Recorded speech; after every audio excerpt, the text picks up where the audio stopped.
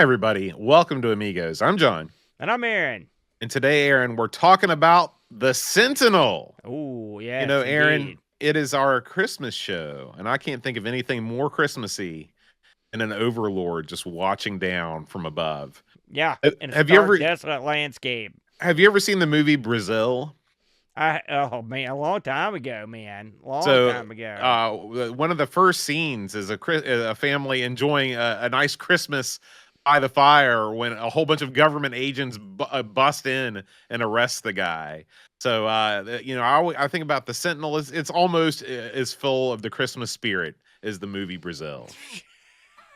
Which is zero amount of Do Christmas you spirit. subscribe to the notion that Die Hard is a Christmas film? You know, every time someone brings that up, I'm thinking to myself, man, that is the most played out line. And so here it comes from you, John Boatofcar Shawler. And so I will tell you that I don't care. I never liked Die Hard that much. I know people think it's the King Dong of action movies. I disagree. It's okay. Good grief. It's no Jim Cotta, brother. I mean, if Jim Cotta's a Christmas movie, if anything is. So, I mean, I guess, sure, it takes place, just because a movie takes place around Christmas does not necessarily make it a Christmas movie. But, I mean, if that's your cup of tea, whatever, man. I'll tell you what else is my cup of tea, and that's getting stuff in the mail, Aaron. We have received 2 Christmas cards this year in the mail. Of course, if you are an Amigos patron, you got a little holiday greeting card from all of us in the network, because I'm still sending those out because I ordered twice as many as I needed to originally in 2020. If you're a member of the Amigos Game Selection Committee, you get a special handwritten Christmas card with lots of other goodies. We received this first one, Aaron. This is from David Cavalieri. It says, "Have a holly jolly Christmas." And look, David is dressed up like Mark Porter. See that? Yeah. Yeah. So I don't know who Mark Porter is. I'll be honest. Well, yeah, you do. Remember when you're watching football games and there's the car ads that have the guy in the tutu? Oh, yeah. That's now Mark I know Porter. what you're talking about. Okay. Yeah. All right. He's not really dressed as that guy, is he? I mean, that's I just think so. I mean, that's what if you're a man and you put on a tutu. Next up, Aaron, we have a very large Christmas card. Look at this. Merry Christmas. Ooh, that's a big with a disc on a I disc. love that. That's nice, yeah. Yeah. On the side, it says, "To John, Aaron, the Brenton families, have a very Merry Christmas, a Happy New Year, and an awesome 2025 from Duncan." So this is from Duncan Styles. Thank you, Dunk. He's in the chat. He's in the chat right now. We appreciate it, Dunk. You always send us Christmas greetings, and they're always warmly received. He even produces fine cards, Bode.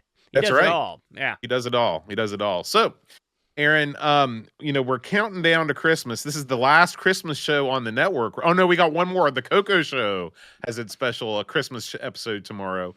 After doing 5,000 to 6,000 of these Christmas shows, Aaron, what are your takeaways? Does it put you more in the holiday spirit?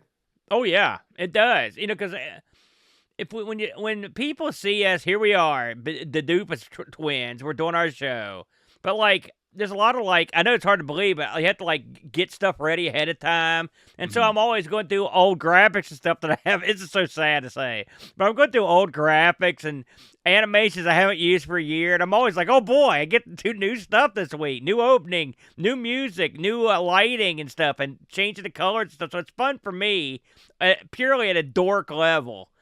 So it gets me in the mood. It's sort of like putting up your Christmas decorations at your house, but I'm just hanging them on these graphics. And so for me, it's sort of fun. It's the digital version of hanging the stocking. It's so sad. I knew when I started saying, I'm like, this is going to make you sound like the biggest geek. But it's true. And last year, when we did our Sinclair last year, we didn't do a Christmas show. We missed out. And so this year I got to make a nice new Christmas opening for that. And that was fun too. It's also fun when they're already made. Added fun. So it's fun both ways, Boat. Yeah. I'll tell you what else is fun both ways, Aaron. The Sentinel. Boy, I was wondering where you're going there.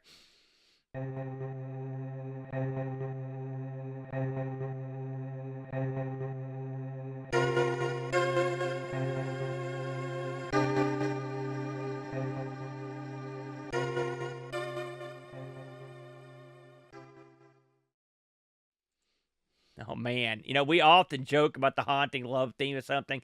That is a haunting. haunting. This song has this game has haunting tunes. That's for sure. It really does. You know, just before we start, we've been doing the show for a long. I don't know what episode we're on. 483. 483. That's a lot of shows, Boat. Mm-hmm. And you think to yourself, you've done that many shows, and we've done well over 500 games. Because we used to do 2, 3, 4, 5, 6 games on each other like idiots. So we're well into over the 500 game mark. And you think to yourself, man, you may have squeezed the lemon dry, on the games. You've heard it all, you've seen it all. And then, and I'm going to tip my hand here, the game comes along and totally renews your at least my enthusiasm for a platform. Because I would say I've never heard of the Sentinel, at least I'm not aware of hearing of it. It was also known as the Sentry in the U.S. Dumb name change. Well, yeah, it was dumb. But this game really caught me off guard. Boat. Had you ever given this a whirl before this week? No. And so whenever I mentioned it to you in the past, you're always like, "Oh God, well, it looks scary." That's all I know about it. Yeah, it looks super scary. And we'll get to it, but this is quite a game. Released in '87, so this was originally ported over from the BBC. In fact, we had somebody in the chat here that was a BBC owner that was putting it over, so the BBC had this. We were talking earlier, Bo. Tell them the big 3 BBC exports. Tell them you told us. You and I simultaneously came up with this list in our heads, and we confirmed it to our. We think that the biggest 3 games on the Beeb that went on to have major success in port form: Chucky Egg, Elite, and the Sentinel. Yeah, I would stand firm on that. But this was originally made on the BBC. And the original programmer, designer, and concept of this game came from our old buddy, Jeff Crammond, legendary super genius of math, who on the Amiga was responsible for Stunt Car Racer, Formula 1 Grand Prix, and World Circuit. And he didn't do the port of this, but he was credited with the concept on this. On the Amiga, the coding was done by Steve Back. This guy here, Back. It's amazing the amount of stuff this guy's done. We've mentioned him over the years as a coder. Just a few games he worked on were the aquatic games, which we both liked, Bad Company, Battleships, Dogs of War, Fright Night. He did Spitting Image, Yolanda. This may be the best game he ever did. He did so many games, I didn't list them all. I mean, I'll grant you, those weren't the best. Some of those, including Fright Night, Spitting Image, and Yolanda. But still, the guy's a prolific coder. And the music on this was done by someone else that's prolific, the legendary David Whitaker. Yeah. My God. I mean, do I need to go into it? Golden Axe, Xenon 2, Speedball. He also, by the way, worked on Fright Night. That was a seminal title, but we didn't even know it. We covered it back in the day. Carrier Command, Alfred Chicken, just a ton of stuff from Whitaker. And the box art was done by a fellow named David John Rowe, who did a ton of stuff as well. So you had a lot of guys working on this that were no stooges. This was published by Firebird. We mentioned, of course, this was a conversion coming up from the 8-bits, Boat. This was, again, originally released on the BBC Micro, but also got ported over to the CPC, the Amstrad, the Atari ST, of course.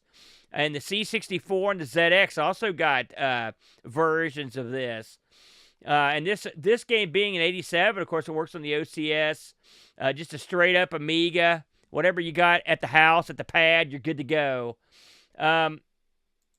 This game starts on sort of even the opening screen is sort of foreboding.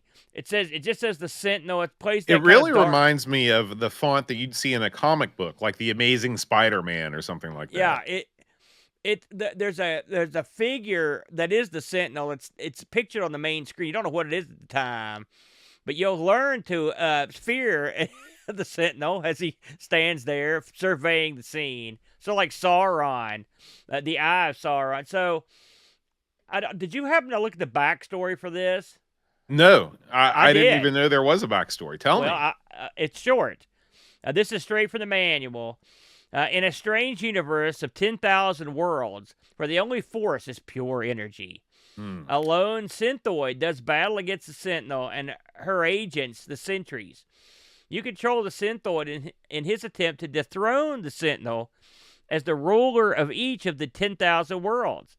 As you move about the individual landscapes, avoiding the withering stare of the Sentinel and her sentries, you must gain a position from where you can destroy the Sentinel. Her energy becomes yours, and the landscape is complete. Drawing on your remaining energy, you must now hyperspace to a new world where a fresh challenge awaits. Only 9,999 worlds to go, and victory will be yours. So this is a game that actually has 10,000 different scenarios, different worlds to conquer. And people have done it, by the way, in case you were going to ask. Boat, your thoughts when this game, you saw the opening screen, you hit enter, whatever, and this game opens up. Your immediate thoughts. Well, it's funny. I go week to week in the way that I approach these games. Some weeks I'm like, man, I'm going to do a deep dive into the manual and really understand the nuts and bolts of this before I dive in. And other weeks, I'm like, you know what? I'm just going to go in fresh. I'm going to pretend like I had an off-site backup of this back in the day, and I didn't have the manual. I wonder how far I'll be able to get. Well, that was what I did this week, and that did not last very long. No, because in this game, no.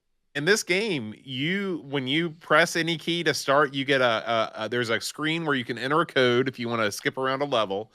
And then bam, you are in the world of the Sentinel. And you're not going to be in that world for very long, because if you stand still, you're going to die. The Sentinel's going to see you and you're going to be dead. And so I died 5, 6, 7 times while I was just trying to look around. And the thing that got me was that I was able to, move around with the cursor. You click on the cursor in the window, the cursor activates, and you can mouse around. And I was like, okay, well, I see objects, and I see trees, and I'm pretty sure that I need to be able to interact with this stuff in some way, and I'm pretty sure that you can move. And I was like, surely it's got to be your mouse buttons. You've got 2 mouse buttons on the Amiga. You should be able to just click and move, And then I was like, well, maybe you move with the WASD keys, or maybe you move with the cursor keys. I was not able to move at all, of course, because that's not how you play the game. So my initial interaction with this game was one of confusion and frustration. So just to set the scene, it's funny. We've got Duncan Styles been in the room. Dunk made a really cool ARG like scrolling backdrop one time, and it was a stark geometry landscape with like mountains and hills and stuff, and it looks a lot like this game. This game, when you look at it, it's almost like a Tron world or something. Everything in it is there are no curves. Everything is straight lines, and with various elevations, and then an occasional tree you'll see when you initially see this thing. And it is not a smooth scrolling game. You sort of click and the screen sort of slides where you want to go. It's by no means is this Doom or something. It ain't that at all. It says 87, so this game was like, real early. And it came out before that on the 8-bit. So when you try to think of this in your mind, if you're not looking at the screen or haven't ever seen this, just picture a landscape that's almost like Tron-like and very geometrically triangular and square with there are no curves, nothing. Yeah, I mean, this is from what I was able to gather, this is one of the first or the first 8-bit video game that used filled polygonal environments. Yeah, Doug says it's like Marble Madness is a good example too. You could use sort of like that, but less refined than Marble Madness. Up to this point, you did have polygonal shapes and things, but they tended to be wireframes. Yeah. Versus this is you have filled polygonal, so it really looks like that very early 3D graphics. If you picture that, you'll be able to picture it. Now, just to set the scene, I did not do what Boat did. I was like, there's a 0% chance I'm going to be able to do anything on this game without the manual. But I knew this game had been released on all the 8-bits. I thought, the manual can't be that in-depth. because it was on the back of a cassette deck. You know what I'm saying? That's Yeah. usually I can judge something. So, and it's not a super lengthy manual. I mean, No. it's a couple pages, but I mean, you got to get in there. But I mean, it's not, because the concept of this game at its root is incredibly simple. You're in a world where one or more sentinels look down at the world. Think of a sentinel sort of like picture like a lighthouse or Sauron is a good example, the Eye of Sauron, but something that moves like a lighthouse. It rotates at the top of a high point, looking around the maze. And if it meets your gaze and there's nothing there more powerful than you, you will start being drained by this creature until you're dead. It doesn't take long. The object of this game is to navigate your way through the map to reach a point where you are looking down on the sentinel, and you can actually take the sentinel and then take his spot. And then once you've done that, if you've got the energy to do it, which I'll explain that in a minute, then you can finish the map and move to it. It'll give you a code that you'll type in to go to the next area. Boat mentioned it. You don't use the arrow keys at all in this to do anything. It's just that kind of game. In fact, your creature, the Sentinel, the Sentinel doesn't move. And the Sentinel doesn't move either. So you're thinking to yourself, well, what kind of game is this? Well, it's a game where you use various items you'll find on the landscape to harness enough energy to basically produce duplicates of yourself that are in better spots. You want to always increase the potential of where you're standing to get more energy, to get a better chance to get to a point where you can look down on the Sentinel and overtake the Sentinel. That's the game. I mean, there are elements where if the Sentinel can't see you, he can release basically like serpents that will come down, meanies that will come down and hunt you out. There can be multiple Sentinels, but early on, all you've got to do is overcome the height of the Sentinel to look down upon him and take him out. It's a simple game, but it's not a game that you just play with the mouse. There are keyboard elements to the game, and you have to know them. So something tells me, Boat, that when this got pirated, people were boned. I mean, there's a 0% chance that you could play this without using the keyboard. Well, it would have to be something where you have this tremendous amount of curiosity about what this game is. Yeah. And I can see, because this game does look so much different than anything else out there, particularly on the 8-bits, but even on the 16-bit computers, I can see some intrepid souls, pressing key after key, putting your cursor on each object and then pressing every single key to see what it does. Yeah. But I think the number of people that did that is pretty small. Yeah. This is a game that, to play, you need to use the manual, even though, like you said, it's not a complicated game. But the key commands are not obvious. They're not obvious at all. And what you're doing in this game, this is really it's a precursor to modern virtual reality games, because when virtual reality games first came out, you did not directly move around your environment. What you would do is you would use your wand, whatever kind of controller you had, you would point at an area in the space and you would teleport there. I'm sure you did that on Brent's gimmick. And this is essentially the same method of locomotion, moving around a 3D environment in 1987. So in a way, Jeff Crammond was well ahead of the curve, 40 years ahead of the curve with this method of transport. I was shocked by the similarities between playing this game and playing a virtual reality adventure game when those games first came out around. I think that they were a big deal in 2016 or something like that was when all those things, the Vive and all that stuff came out. This game, what you're trying to do, like you said, is you're trying to get higher than the Sentinel. And the way that you do it is you have to get energy. Okay. So you absorb trees to get energy. It's like life. And then you got boulders. Okay. And you collect these boulders. you stack the boulders up on already existing structures to either escape the view of the Sentinel so you can jockey to a better position, or to just try and get above the Sentinel.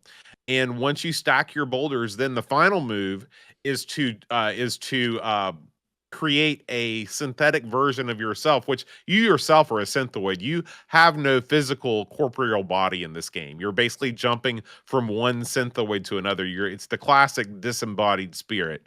And so you're trying to you beam in a replicator on top of the boulders. You send your spirit into that, and then you either are jockey for a better position, avoid the gaze of the Sentinel or the meanie or the land gazer, and then you make your next move. This is a very tactical game. It is a puzzle game in the classic sense, where you have an abstract environment. You're trying to jockey for area control, and the ticking time bomb is the gaze of the Sentinel, which is constantly, like you said, like the eye of Sauron. It's constantly searching for you, rotating around, and when it finds you, it slowly drains your life away until you either die or you're able to move to a different location. So let me tell you what I liked about this game. When I first started it, in fact, the manual, if you read the manual, it as it's going through and telling you what's happening, it's like, you're going to be killed. Don't worry about it. We'll get to that later. Yeah. In fact, the manual says, by now you will have died several times already. And at first, it's like, you've got to watch where he's looking. You've got to do it. And I was like, I didn't understand anything it was talking about. I was completely clueless.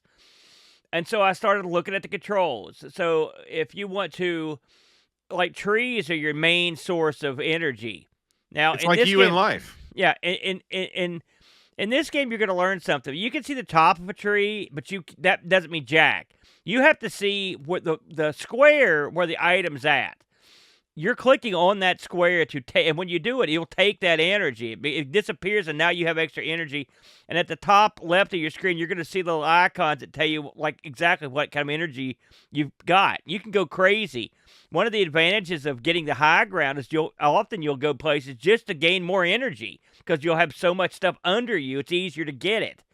But anyway, as I played this game, and clicking the thing does this. Hitting B creates a boulder. Hitting R creates a replica. I started to at least, because at first I couldn't do anything. Mm-hmm. I didn't understand anything, and I was slowly, At first I couldn't teleport my spirit into my new body, because I was clicking on the body, not the square. You have to click on the square. That's how it works. Then you have to understand that once you've moved to the other body, one of the first things you often want to do is go back and suck back the energy of what you just did. So, like your old body and the old body, you take those back, get the energy back. I got to the point where I got killed over and over, and then all of a sudden, because it kept saying, be careful, watch where he's looking. And I was like, I can't hardly see the guy. Well, eventually you're going to get to the point where you can see him. Then you're going to see him slowly rotate. I mean, slowly. And you want to make sure that wherever you're going is probably the place he just looked. That gives you more time to operate. You're going to understand these little niggles. At one point, I was so excited, I built a 3-boulder column in the first level. I teleported up to my body on it, and I got him. I was so excited, Boat. And then I learned a cruel reality about this game. To finish the level, you have to be the Sentinel is on a pedestal at the wherever he's at. To finish the game, you have to get to this pedestal. When you take him out, there's no more energy gathering. And I had used all my energy making boulders, so I couldn't get to where he was. So I had to start the game over. Mm-hmm. I was so furious, but finally, I had refined my skill. I got to him. I took him out. I got to the pedestal, and I'm telling you, it was a great feeling. I really felt like I'd accomplished something because, like Boat said, this ain't no easy feat, but it's not initially, but eventually it will be a lot easier as you've played this for a while. And then once you finally get to his pedestal, one of the aspects of the game is a hyperspace in this game. If you've got enough energy, before you get to the pedestal, if you're in trouble, when he starts shooting you, there's a little meter in the corner, the right corner, that starts filling up. You hear this noise. It doesn't take long before you're dead, but if you have enough energy, I think it's 3 energy units, you can hit H, and your guy will hyperspace off somewhere. Now, one thing I learned playing this game is, like, when you do that, you're pretty much boned because you usually don't have energy left, and it doesn't ever put you anywhere good. It usually puts you somewhere horrible. Right. But at the end of the game where you're on that pedestal and you hit H, that's how you leave the level. And then you get a big code that's sprawled across the screen. It says, don't lose this code. You know, you got to write it down. Now, I found a big list of them on Hall of Light, you know, so I didn't have to write them down. But it was so gratifying, Boat, to take this sucker out. Did you have a similar experience when you got him the first time? To be honest with you, I never once completed a level in this game. Really? Yes. I understand from a practical level, a theoretical level, what I need to do. I just did not. I'm sure I just need to spend more time with it. I was never able to get to the point where I could get higher than he was. I could stack stuff up and I could move around the map, but I always ended up dying. And but here's the thing. Even not having completed a level, you feel like you've won when you figure out this is different than so many games that we play. Because, like, sometimes I get mad because, like, if a game has confusing mechanics, when I finally figure them out, I'm like, man, what a dumb way to do this. This is stupid. I spent all this time trying to figure out how to play the game. They should have just made it easier. Well, in this case, I didn't feel that way at all. I felt like this was very well thought out, even though it's quote unquote complicated in that you're not just moving a joystick or clicking on a mouse. Every keystroke, every movement that you make has a purpose. And I don't know how you could design this game any differently than how they did it.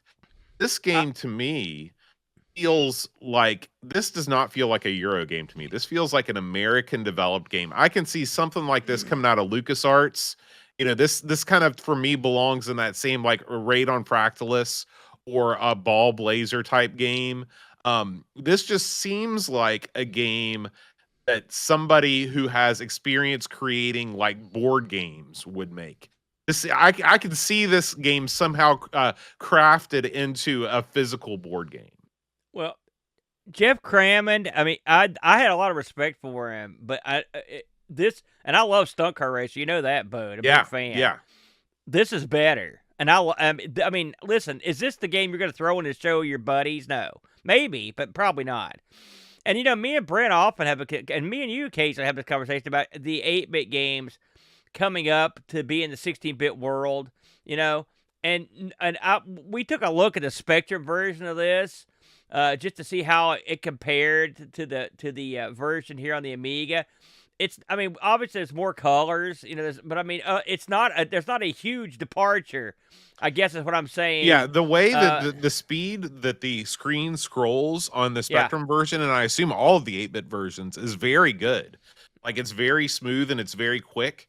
I was not expecting it to compare so favorably, but this game is one of those games that really loses nothing on the 8-bit side, except for that little splash of color, which you might have gotten on the Beeb anyway. Well, you also, I will say, it's very subtle, but the music in this is outstanding. Oh, yes. Whitaker did an outstanding job. Because you don't want a ton of music. You know, this is a game where you need that kind of... when you're playing this game, you feel like you're out of time or something, like, and it's you don't want a bunch of crap going on. You need time to think, and you need a more abstract noise as much as music. And it works. I can't say enough things about the effectiveness of the scoring in this game. Yeah, I mean, this is a masterclass in how to do music in a thinking man's puzzle game. Yeah, man, it's good. It's so good. This game is so good. I mean, it's been a long time since I've been so pleasantly surprised by a game that I really thought I was going to hate. Yeah, they do a lot of stuff right in this game. Now there are a couple niggles. I mean, listen, when you make a game like this, the price of entry it's funny. It's not high, but it's so. I mean, the Sentinel will kill you immediately on the first level. Not immediately, but like it won't take long, right? And so there is no learning period to just stay in there and get your. I mean, so the book's right. You're going to get killed. It's okay. You figure it out. The fact that you every time you start a level and you want to and you don't want to start a level 1, you've got to type in like 12 numbers or whatever.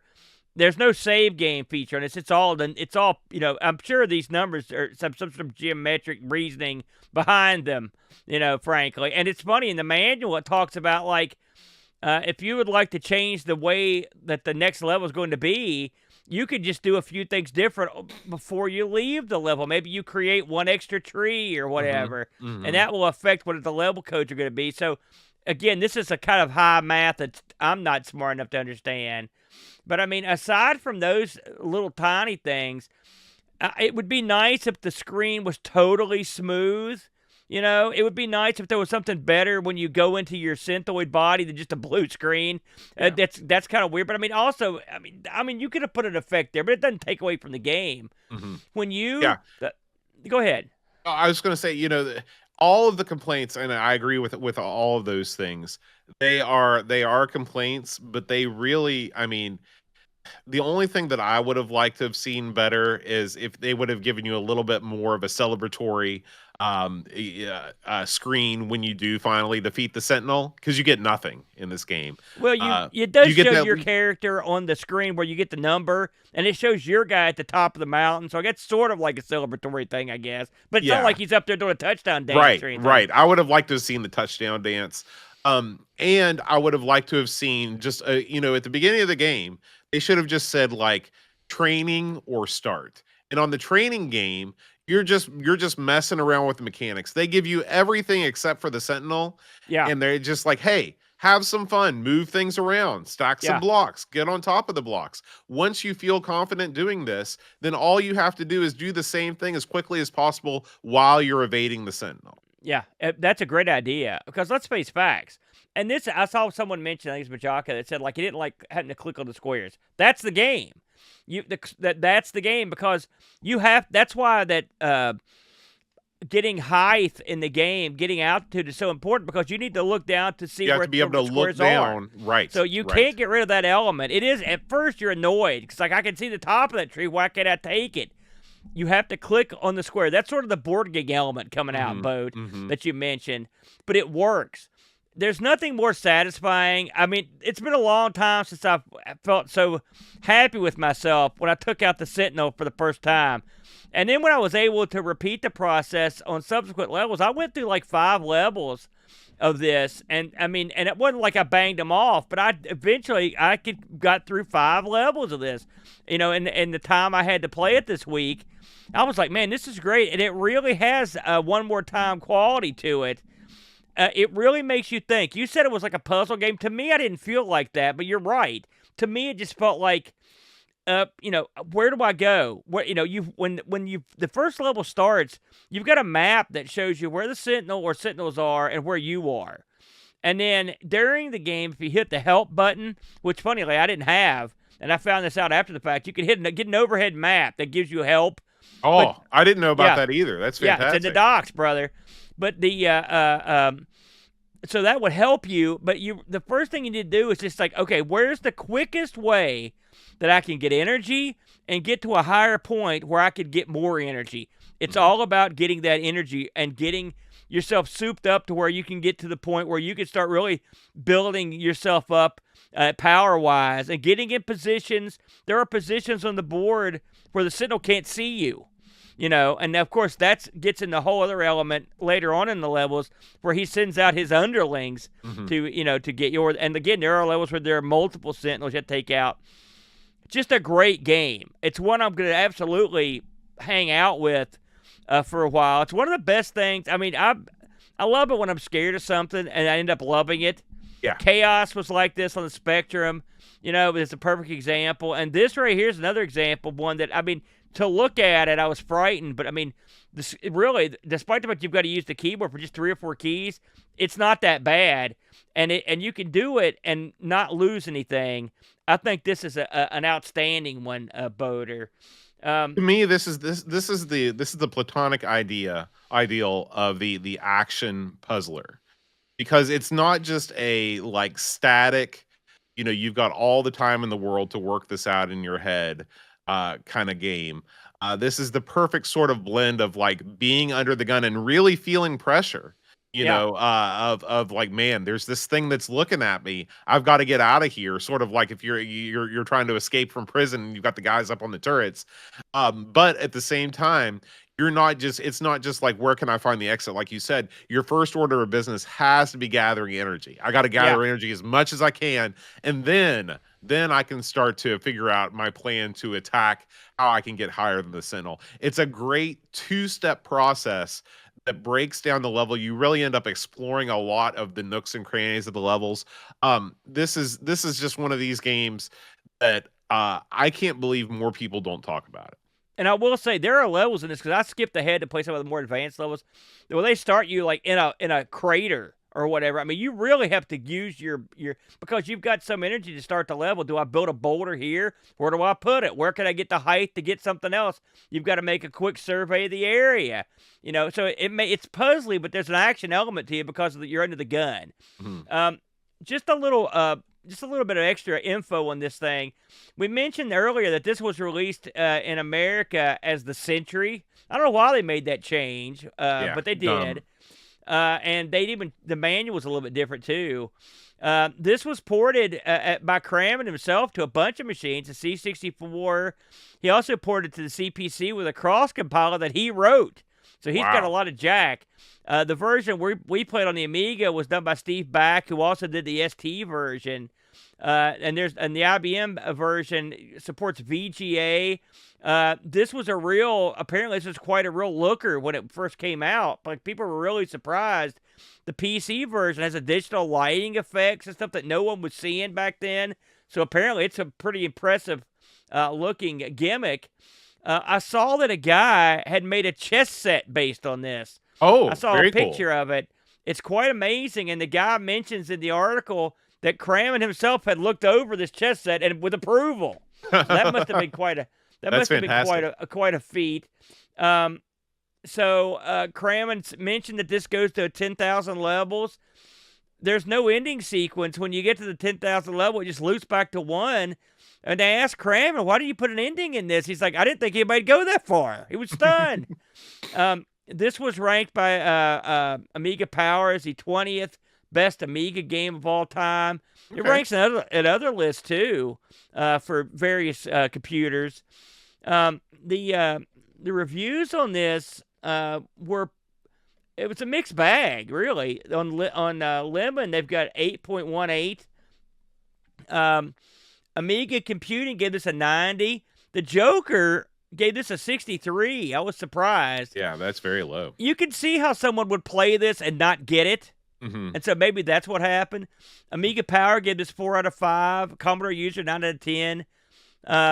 ST Amiga Format 82. The Games Machine 94. So it's really only the Joker that's on the low end. Well, the average game rating on this one was 82.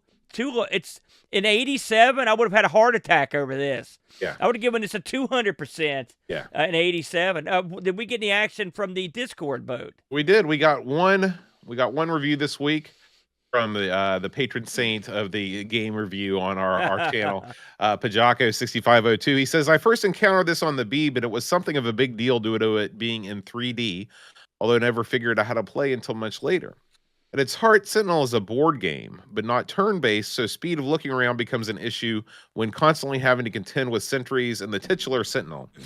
End up facing the wrong direction, it can be your downfall. Thankfully, the Amiga version is significantly faster, but it is still slow to look and to look completely around.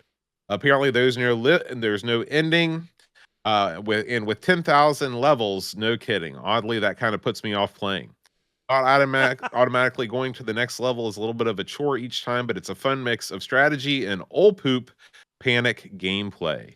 Graphically, this is an odd one to judge. Personally, I'm a sucker for old style 3D games as it ticks some of the weird boxes in my brain. So I think graphics are quite good, easily better than the dirty looking The Sentinel Returns.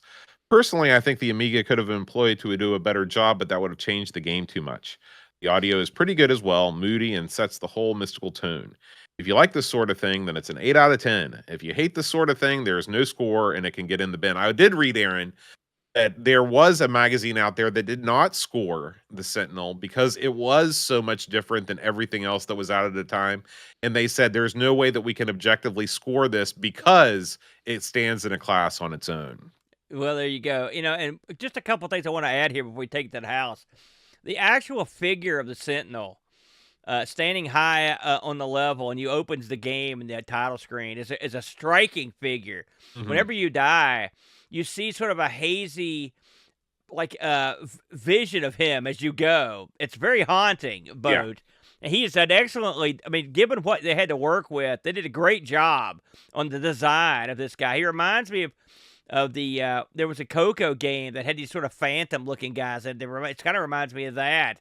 It's amazing what you can do with just a limited palette and a limited amount of geometry to work with. But they did a great job. The Sentinel, and as he stands up on that hill, and you see him swing your direction, it really is it's a sense of fear. Yeah. You're like, because he's gonna turn that gaze on you if you don't get out of there. And if you're over there fumbling around, I mean, that you're done. So that it's just the character of the Sentinel is very, very good. They did a good job with the character. But I mean, overall, this one really caught me by surprise. I really enjoyed it. It's one I'll go back to. And if you're one of those people, and you're like me, because I'm one of those people, and a game like this, you're like, screw that. I'm not even going to. That's ridiculous.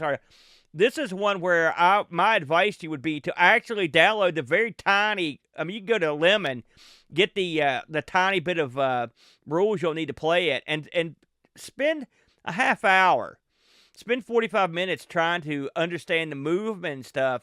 And I think if you do that, you'll be surprised at how much enjoyment you can get from this one, Bode. Welcome to Retro Rewind. I'm your host, British Jones. Whether you're into the Amiga, Commodore 64, or Tiger floral print speed suits, Retro Rewind has all you need from the friendly hosers of the Great White North. Looking to upgrade your Amiga? Check out the Amiga OS 3.2.2 Kickstart ROM for just $18. Or maybe you need a C64 or C128 diagnostic harness. Grab one while they're hot. Don't miss our best sellers like the 1541 Transit Card for just $1, or the incredible Amiga Coin Cell Battery Adapter. Shop now at Retro Rewind Limited and bring your classic computers back to life. Retro Rewind Limited. Frank's the man. Amiga News.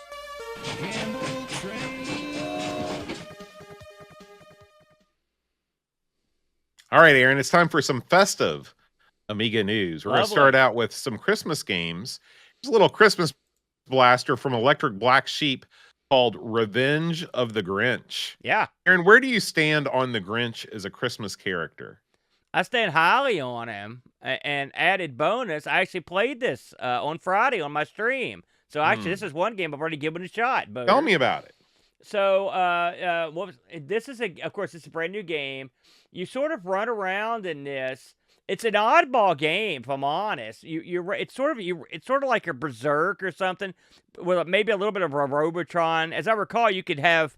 There's two different ways you could fire in this. There gives you different control methods. This seems to be the new gimmick. And you're running around the sort of this like hedge maze or forest, and you're trying to assemble. We believe you're trying to get all the decorations you need for a Christmas tree, which I was never able to do in the limited amount of time I had on stream to do it. But it's a cute looking game. It's got a real nice title screen, and if you're into these sort of like Smash TV type games, I believe what you're looking at now is someone using the mouse shooting. You can see that little cursor. So I like the idea that it give you multiple. You get multiple shooting options. This is one of those games where, like, when you leave the screen, the crap comes right back. So there's no lack of targets, But I mean, it's a good looking game. It's a good sounding game. And if you're into this sort of gameplay, you'll probably dig it. Yeah. Next up, Aaron, this is Santa's Present Drop 4 Grunch's Revenge. That's a huge, long, incredibly long title. Yeah, it is. Did you play this one the other night? No, this one apparently was not out when I was doing this, so no, I missed this one, Boater. So, according to Indie Retro News, this is a game once you play as Santa, you travel to the Grunch's lair, break out the top 4 head elves that have been elf-napped by the evil Grunch. So it's just like Donkey Kong. Some games you play Kong, some games you got to beat Kong. This is a game that took some inspiration from Lemmings, Bill's Tomato Game, and The Incredible Machine.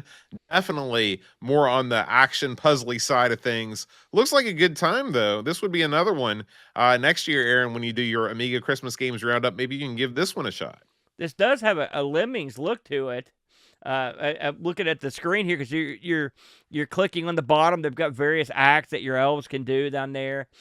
So that's kind of neat. Hey, listen, it looks good. Again, these indie games are looking more and more pro every time I see them. You know, it's funny. Christmas games, and I mentioned this when I did the stream. Christmas games are sort of a low energy industry, because they know that it's like you've got a finite time that people are going to care. Right. And so often people sort of like, hey, we'll just do a palette swap or something like that.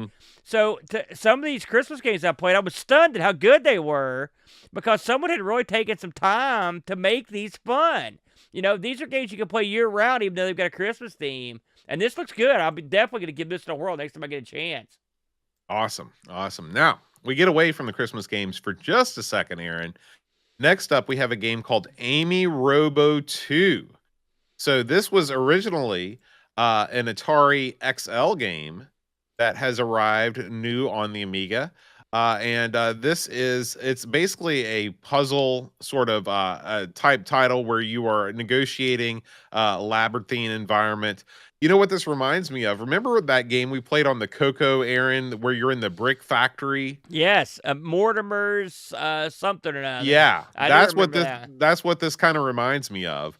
You're pushing a lot of blocks, you're evading enemy fire, and it says that the first 10 levels were designed in a retro style, referring to the unforgettable versions of the Atari and Commodore 64. So this is a brand new game, just using the same theming as the Atari and C64 version. So it's a spiritual sequel in a way. That's right. This is you can go to the website and you can. Oh, this was a submission. This is another Amy Game Jam submission. Oh man. The sequels the Amiga sequels that never happened. There's also a link to the boxed version that you can purchase. Looks like for $23, which is a heck of a deal for a boxed version with real discs and a manual and everything. Pretty cool. You know, I've just recently done I just did the holiday Amiga titles, and I recently did the titles of 2024. And yet here, there are already a bunch of stuff that I mean, it's amazing how quickly things are developing and coming out. It's great. So, I mean, you could almost do another stream of the stuff I missed and have it go for a couple hours. It's just so much stuff. Yeah. So, Amy Robo 2, check that out. Next up, Aaron, this is just a little news snippet that Level Lord shared with us. Amiga Kit is sharing just some really preliminary photographs or renderings rather of a new Amiga 1200 motherboard.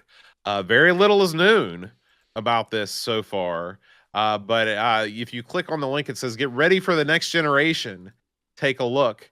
And so if you are in the market for an upgraded 1200 motherboard, don't buy anything yet. Wait for Amiga Kit to release further photographs and further news. But this is just a little teaser they've put out. We'll be following this story to tell you exactly what they have under wraps. If you look at these pictures, so the first picture here, that's clearly like a compact flash or MIA. I can't remember that. That looks like PCMCIA. PCMCIA, but it looks like that's probably compact flash, I'd guess, right there. This next picture, if you look, That looks like there's I guess that's I can't read. It's an IDE port on it there, and then the next one of these other pictures has a USB header Yeah, on yeah. it, and then there's a new type of connector here, and so it looks like they're obviously going to update this with new goodies. Mhm. So we'll see how well that works out. Hopefully they've got some sort of, I mean, you can add stuff to your Amiga. Hopefully they've added some nice software integration. So like if you've got a USB, for example, or a compact flash, it'll just work. Like they give you Right. stuff to make all this crap work instantly without having to fight and struggle, and then that would be nice. So more power to them. I hope they pull it off. In our last story, Aaron, this is not directly Amiga related, but it matters to me because it's Atari 8-bit. There's an Amiga. I guess it is tangentially related to the Amiga because it's Oh, an yeah. Amiga port. This is Rough and Tumble has been backported from the Amiga to the Atari 8-bits, and I've got to say, given the limitations of the Atari 8-bit platform, this looks darn good. This looks darn good. It's very colorful. Your sprite is very well animated. The game smoothly scrolls, and so this is exciting. It says that you can. Let's see if this came out of the ABBUC software contest. And let's see here. If you go to the source, looks like you can download this thing from. You can download it directly from Indie Retro News. So you head over there and download it and try it out. This does look great. We both liked Rough and Tumble a lot. Yeah. It's a pretty famous game on the Amiga. And I'm looking at this, and it's funny. You can even see the little guy's face at the bottom. This looks pretty good, Bode. This looks like the kind of game I would have had a conniption over on the old Atari. Look at that. And the thing is, there are things. It's just like any system. There are things in the Atari graphically that make it an Atari. And just like sound effects that you sound. And this has some of those nice little trademark Atari elements, but I mean, it looks good. It looks real good, Boater. Yeah. We'll have to give that one a shot. Before we finish up with the news, Boat, we might as well go ahead and mention it once again that we're not too many weeks away from Amigathon, Boater. That's right. Amigathon 2025 is going down January 18th. On 2025, Saturday, January 18th. So we're doing it all for Children's Miracle Network hospitals. Once January 1st hits, you'll be able to see the donation page and everything. But go ahead and mark your calendars for January 18th. We'll be streaming from 8 a.m. to 8 p.m. Nothing but Amiga all the time. That's going to be great. Can't wait, Bode. All right, Aaron, what do we got going on for? Well, next week's show, we have the special end of the year spectacular. Yes. With you, me, and the Brent, where we break down our favorite games across all the shows on the Amigos Retro Gaming Network. So next week's special New Year's episode.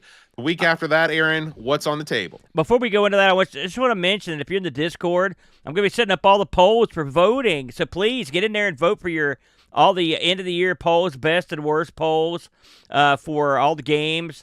We'll go over those in the show, and theoretically, we should be going live next Sunday, a little after 6 p.m., Boater. All right. Next week, next year, I should say. Let's see what we got into. There it is, Boat. It's Alien Breed Tower Assault. It's Tower Assault, brother. Yeah. So this is the spinoffs made it to the Amiga, and they were not just for modern day. They were there then too. This is not one I've played. As far as I can remember, maybe I have played it during one of the endless Amigathon sessions, but I look forward to checking this out and seeing if it's any easier than the Alien Breed games themselves, which I find to be notoriously hard to play. And this one also has an AGA version. I believe there's also a CD32. I own at least one of these, either the AGA version, the CD32 version, or the ECS OCS version. It should be fun. Fantastic. All right, guys, as always, thank you for listening. If you want to support the show, patreon.com/Amigos podcast. We hope you and yours have a very Merry Christmas, and we will see you in 2025. Until then, adios.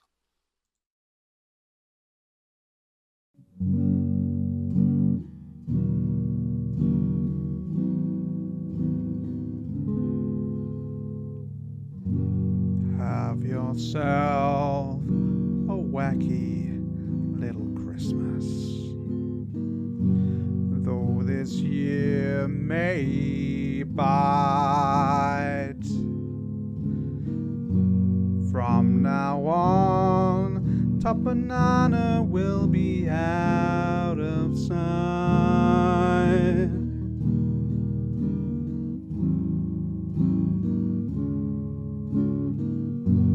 Have yourself a wacky little Christmas.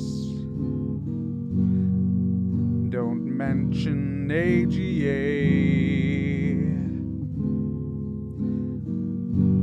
From now on, West Virginia won't be miles away.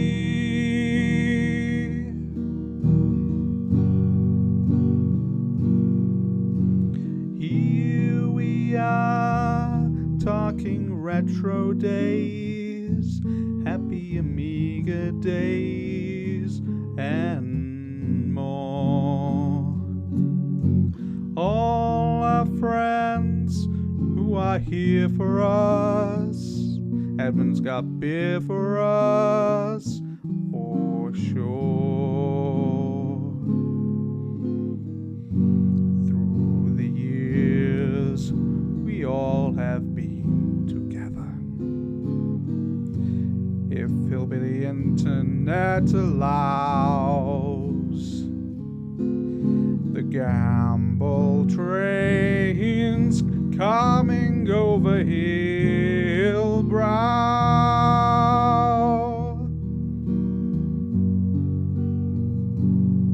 So have yourselves a wacky little Christmas now.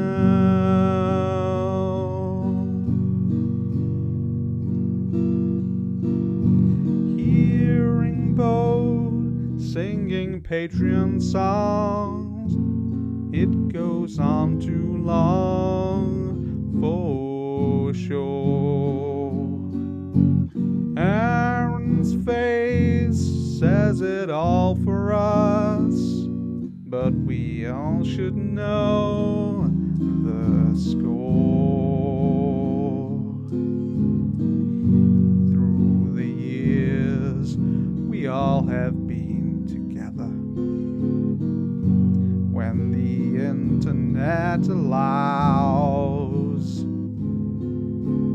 Boat and Aaron are taking their final bow.